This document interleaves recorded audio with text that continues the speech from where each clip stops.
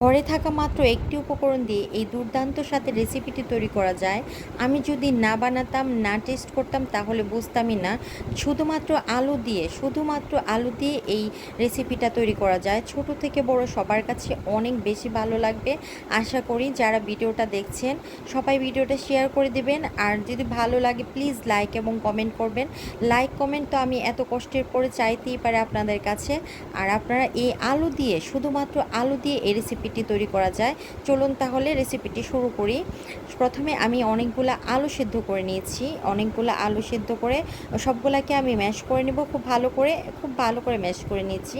তো এখন আমি এখানে সব মশলা দিয়ে দিব। এখানে আমি সামান্য হলুদের গুঁড়া দিয়েছি এবং একটু ভালো পরিমাণে মরিচের গুঁড়া দিয়েছি। যারা ঝাল পছন্দ করেন অবশ্যই তারা একটু মরিচ দিবেন। আর এখানে আমি কালো জিরা দিয়েছি অল্প পরিমাণের, আর লবণ আর কর্নফ্লাওয়ার ইউজ করেছি। আমি কর্নফ্লাওয়ার দিয়েছি, যদি বাসায় না থাকে তাহলে আপনারা চালের গুঁড়া কিংবা ময়দাও দিতে পারেন। কর্নফ্লাওয়ারটা দিলে মোচমোচে ভাবটা একটু বেশি আসে।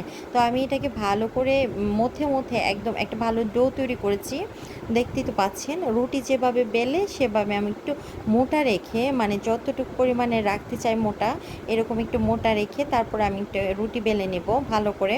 আর রুটিটা বেলার পরে আমি এটাকে হাত দিয়ে স্কোয়ার শেপ করে নেব। যেহেতু আমি এটাকে লম্বা লম্বা করে কাটবো সেজন্য আমি একটু স্কোয়ার শেপ করে নিচ্ছি হাত দিয়ে। দেখতেই পাচ্ছেন, আপনারা যে যেভাবে করতে চান, যে শেপে কাটতে চান সেভাবে করতে পারবেন। এই যে আমি লম্বা লম্বা করে কেটে নিচ্ছি। আমার বাচ্চারা এইভাবে খুব পছন্দ করে। আসলে বিশ্বাস করেন, এটা আপনারা সবাই বড় থেকে ছোট সবাই ট্রাই করবেন, খুব ভালো লাগবে। এই যে দেখেন উঠে চলে আসছে, একটু সাবধানে তুলতে হবে। তারপরে আপনারা আস্তে আস্তে করে ডুবন্ত তেলে দিয়ে দিবেন এবং চুলার আঁচটা একটু কমিয়ে দিবেন, কারণ মিডিয়াম আঁচে না হলে এগুলা পুড়ে যাবে। মিডিয়াম আঁচে রান্না করলে মোচমোচে হবে। অবশ্যই ভালো লাগলে ভিডিওটা শেয়ার করে দিবেন।